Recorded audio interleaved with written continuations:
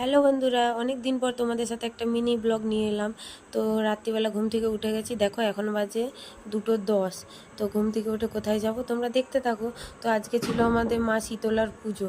তো এইখানে রাত্রিবেলায় মা বেড়াতে আসে। দেখো এইখানে আমার ননদগুলো কাকিমারা সবাই দাঁড়িয়ে আছে, কারণ মা আসার সময় সবাইকে ঘুম থেকে তুলে দেওয়া হয়।